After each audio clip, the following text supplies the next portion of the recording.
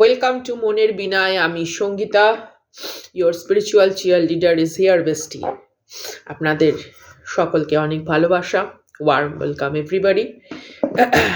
Divine গাইডেন্সের একটা বার্তা নিয়ে আজকে রিডিং করব। ওকে, তো চলুন দেখব কি বার্তা আছে অল জোডিয়াক সাইনের জন্য। এটা পার্টিকুলার কোনো রকম তৃতীয় ব্যক্তি বা কোনো রকম ইমোশনাল কানেকশন নিয়ে কোনো রিডিং নয়, এটা ডিভাইন গাইডেন্স হিসেবে রিডিং। এই মুহূর্তে আপনার কি জেনে নেওয়া উচিত, কেন জানা উচিত এবং কোন উদ্দেশ্য পূরণের জন্য আপনার কাছে এই তথ্যটি পৌঁছানো উচিত, তার উপর দাঁড়িয়ে রিডিং। প্রত্যেকে এনার্জি অ্যালাইন করবেন। আমি এখানে আপনার চারপাশের ঊর্জা থেকে কোনো রকম টক্সিক বা নেগেটিভ অ্যাটাচমেন্ট এনার্জিকে বিদূরিত করব ধ্বনি তরঙ্গের মাধ্যমে। চলুন, টেক আ ডিপ ব্রেথ, শান্ত হয়ে বসুন।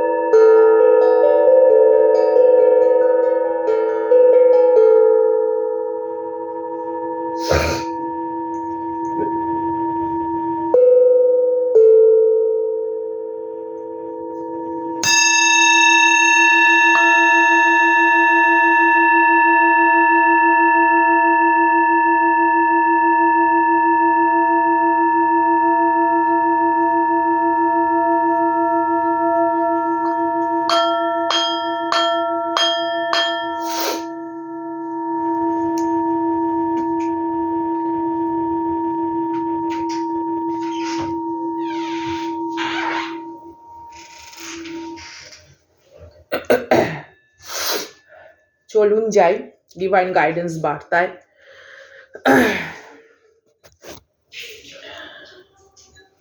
দেবী মা, মাতৃকা শক্তি, এই মহাজাগতিক ইউনিভার্স, সৃষ্টির সৃজন সমস্ত যে সত্তা, সেই শক্তি আমাদেরকে কি বার্তা দিতে চায়, সেই বার্তা আমরা তাদের থেকে জেনে নেব। সকল মাতৃকা শক্তির চরণে প্রণাম। দৈবীয় মহাজাগতিক ঊর্জার শক্তির অস্তিত্বের প্রতি সম্মান বজায় রেখে অনুরোধ করব তারা আমাদেরকে যেন দিক নির্দেশনা দেয়, কোন বিষয়বস্তু এই মুহূর্তে আমাদের জানলে সর্বাপেক্ষা আমরা নিজেদের আধ্যাত্মিক উন্নতি, কর্মের উন্নতি, জাগতিক জীবনের উন্নতি এবং সোল পারপাসকে স্ট্রংভাবে এগিয়ে নিয়ে যেতে সমর্থ হব। চলুন দেখি দেবী মাতৃকা শক্তির কোন সহায়ক ঊর্জা আমাদেরকে পথ প্রদর্শন করে।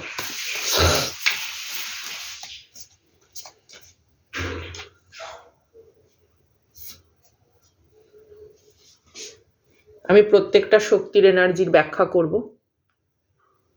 ওকে,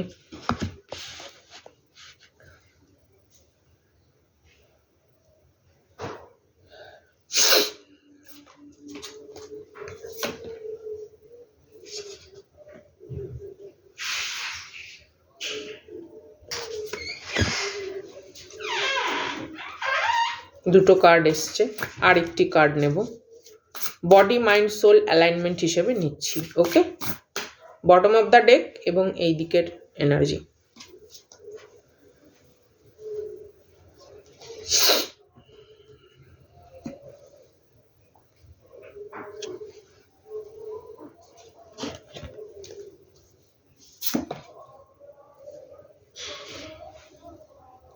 প্রত্যেকটি বিষয়বস্তু আপনাদেরকে ব্যাখ্যা করব।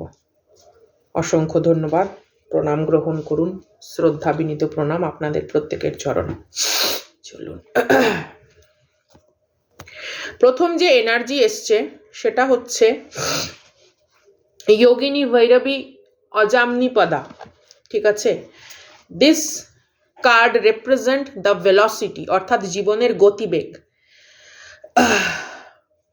অজামনিপদা says she dwell in stillness beyond the most refined level of perception and vibrate with peace of creative thought that runs primordial matter.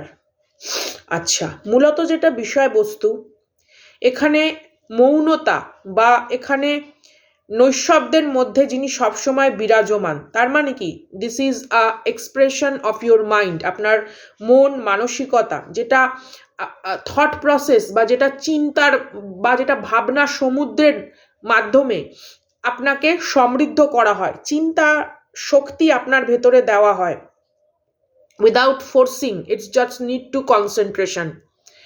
জোরপূর্বক কখনো আপনি আপনার চিন্তাকে নিয়ে ভাবতে বসেন না, আপনি মনোযোগ সহকারে আপনার চিন্তা শক্তিগুলোকে পর্যবেক্ষণ করতে বসেন। তো this is the right time আপনি কিছুটা সময় হলেও ক্যাওস বা কোনো রকম বাহ্যিক অস্থির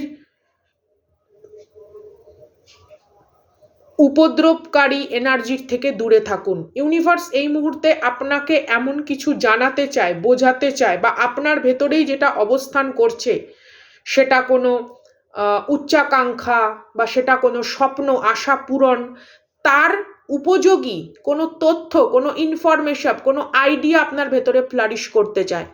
যদি আপনি এই বাহ্যিক ক্যাওসের থেকে শান্তিকে চুজ না করেন, আপনি তার গাইডেন্সকে মিস করবেন। তো ইউ নিড টু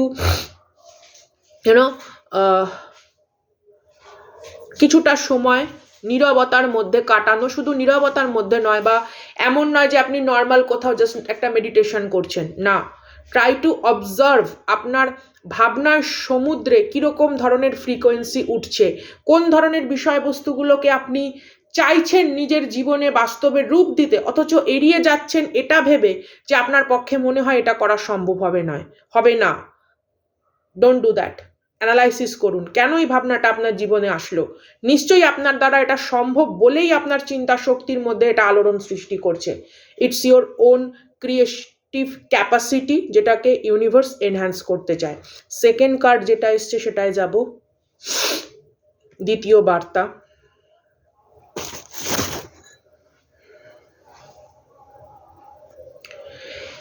এই কার্ডটা যেটা বোঝায় সেটা হচ্ছে the purest form of joy, একটা পবিত্র, পূর্ণ শান্তি বা আনন্দের ভাষা আপনার কাছে কি। দেখুন, আনন্দ করা মানে এই নয় যে কোনো কিছুকে উপভোগ করা, আনন্দ করা মানে এই নয় যে কোনো রকম বিলাসিতায় গা ভাসিয়ে দেওয়া, বা আনন্দ করা মানে এই নয় যে আপনি আপনার বাস্তবকে সম্পূর্ণরূপে ভুলে যেতে পারবেন এবং যেখানে আপনি কোনো রকম ভাবছেন হয়তো মাধুর্য, কিন্তু সেখানে কোনো কদর্যতাকে আলিঙ্গন করে আপনি হয়তো সাময়িক কোনো ভ্রান্তি বৈভবের মধ্যে স্টাক থাকছেন। This is not a purest form of joy. Purest form of joy is like expansion of your cosmic energy. জীবনে এমন কোনো কিছু কনসাসলি, ইন্টেনশনালি, ভাইব্রেন্টলি ক্রিয়েট করা, যার শক্তি বা সামর্থ্য আপনার প্রত্যেকটি কোষের মধ্যে রয়েছে। আমরা জানি কোষের শক্তি ঘর হচ্ছে মাইটোকন্ড্রিয়া। তো কোনো শক্তি বা সামর্থ্য আস্ফালন বা উগ্রতা বা অপব্যবহারের উপাদান নয়, তা সঠিক জায়গায় সঠিকভাবে ব্যবহার হয়ে কোনো কিছুকে গড়ে তোলার মহিমায়। This is the purest form of joy. আনন্দ উল্লাস মানে এই নয় আমি 5 জনের সঙ্গে বসে কোনো ইডিয়টিক জোকে হাহা করে হাসছি। This is some kind of you know that. Okay, আচ্ছা, তারপরে যে এনার্জিটা এসছে, এই কার্ড যেটা মানে বোঝায় সেটা হচ্ছে the destroyer of the pride. Shri সৌতি রা হরমপদা। ওকে, এই কার্ড যে মানেটা বোঝায় সেটা হচ্ছে arrogance and pride only create some kind of disaster. ওকে, ধরুন আপনার প্রতি কেউ কোনো রকমভাবে তার অহমিকা প্রদর্শন করলো, তার অ্যাগ্রেসিভ কোনো রকম আস্ফালন প্রদর্শন করলো, এবার পরবর্তীকালে দেখা যাচ্ছে you absorb those kind of act unknowingly. অনেক সময় নার্সিসিস্টিক অ্যাবিউজিভ অ্যাটমসফিয়ারে আমরা স্টাক থাকতে থাকতে আমরা একটা সারভাইভ মোডে চলে যাই, অ্যান্ড ইন্টারনাল ক্যাওটিক যে একটা টার্ময়েল, যে ঘূর্ণাবর্ত, সেটা কখনোই বন্ধ হয় না, যার ফলে আমরা বাস্তবের অনেক বিষয়বস্তুর থেকে দূরত্ব তৈরি করে নিই, because it's need a medical help. Narcissistic abusive survivor আমাদের সমাজে আজকের দিনে দাঁড়িয়ে বহু মানুষ রয়েছে, তারা জানেই না যে তাদের বিশেষজ্ঞ ডক্টরের সাথে পরামর্শ করা দরকার। শুধুমাত্র অ্যাস্ট্রোলজিক্যাল আর এনার্জেটিক্যাল শিফট বা কারুর জীবনে আগামী প্রেডিকশন আপনার ভেতরে বসে থাকা ক্ষতগুলোকে সারাবে না। যেমন ধরুন কোনো একটা উন্মাদ বদ্ধ পাগল আমাকে এসে একটা ইট ছুঁড়ে আমার কপালে মারলো, আমি আহত হলাম। তো এবার আমি কি করছি, আমি সেই আঘাতগ্রস্ত জায়গায় আমার হয়তো সেখানে কিছু ক্ষরণ হচ্ছে, সেই তরল হিমোগ্লোবিন ক্ষরণ হচ্ছে, সে মতো অবস্থায় এমনও হতে পারে আমার প্রাণ শক্তি আর বেশি দিন নেই, আমি হয়তো এরকম চলতে থাকলে বেশি দিন আর নিঃশ্বাসও নিতে পারবো না। আমি প্রেডিকশন করাচ্ছি ওই পাগল কবে সুস্থ হবে। তো ভাবুন, নার্সিসিস্টিক অ্যাবিউজিভ ক্যারেক্টার আমাদের নার্ভ সিস্টেমের ওপর এমন কিছু বল প্রয়োগ করে যেখানে সুস্থ স্বাভাবিক চিন্তা বিমুখ হয়ে আমরা একটা নিজের তৈরি অন্ধকার জগতে অলিক সুখ খুঁজতে যাই। This card represent the destroy of the pride, অর্থাৎ আত্ম অহমিকা বা আত্মপ্রবঞ্চনামূলক বিষয়বস্তুকে ধ্বংস করে প্রকৃত অর্থ বা প্রকৃত সঠিক সুস্থ পদক্ষেপকে নিতে দেবী আমাদের সাহায্য করেন। তারপরের যে এনার্জিটা এসছে, this card represent the power of action, Shri তেরম্বপদা। This card represent the power of action. Okay, এই কার্ড এটা বোঝায়, বা এই এনার্জি, এই দেবী মাতৃকা শক্তি আমাদেরকে এটা বোঝায় যে any kind of fear is some kind of illusion, or আমাদের সাবকনসিয়াস মাইন্ড অথবা আমাদের রিয়েল কোনো উন্ড বা রিয়েল কোনো বিষয়বস্তু যেটাকে পরিবর্তন করা হয়নি বা যেটার জন্য সঠিক পদক্ষেপ নেওয়া হয়নি, তার থেকে তৈরি হওয়া ফিয়ার। ফিয়ার ইজ নট কে বাহ্যিক কোনো বিষয়বস্তু। বাহ্যিক কোনো পরিবর্তনকে তখন আমরা ভয় পাই যখন এই বাহ্যিক পরিবর্তনের বিরুদ্ধে বা সপক্ষে আমাদের আন্তরিক প্রস্তুতি পর্ব নষ্ট হয় বা আন্তরিক কোনো প্রস্তুতি পর্ব থাকেই না। যেমন ধরুন বাইরে বৃষ্টি হচ্ছে, আপনার হাতে ছাতা থাকলে কোনো ব্যাপার নেই, ছাতা মাথা দিয়ে আপনি চলে যাবেন। বাইরে বন্যা হচ্ছে, সব বাহ্যিক পরিবর্তন বা সব বাহ্যিক বিষয়বস্তুকে নিয়ন্ত্রণ করার প্রয়োজনও নেই। তো ফিয়ার এরকমভাবে কাজ করে।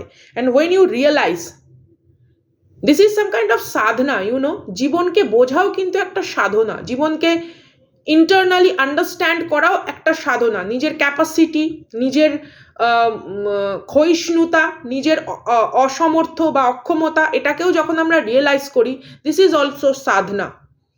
তো আমাদের পূর্ণতা কেবলমাত্র এটা নয় যে আমরা যেটাকে অপূর্ণ ভাবছি তার সপক্ষে কিছু ক্রিয়াকর্মের মাধ্যমে।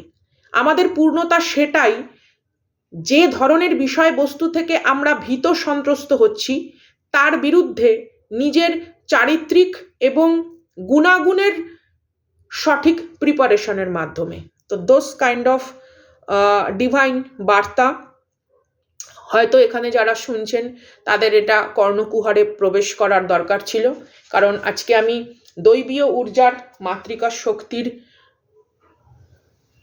মেসেজ আপনাদের সামনে রাখলাম। এটা পার্টিকুলারভাবে কোনো বিষয়বস্তু বা অবস্থার জন্য ট্যারোট রিডিং নয়। This is a divine guidance, cosmic guidance, বা আপনার সোল এনহ্যান্সমেন্ট বা সেলফ ডিসকভারি জার্নিতে একটা পথ প্রদর্শনকারী তথ্য হিসেবে ধরতে পারেন। Respect you all. দেখা হচ্ছে আগামী দিন বা তার পরের দিন লাইভে কিছু রিচুয়ালসের সাথে। মনের বিনায় আমি Sangeeta, your spiritual cosmic cheer leader is here bestie. ভালো লাগলে জুড়ে থাকবেন। তারা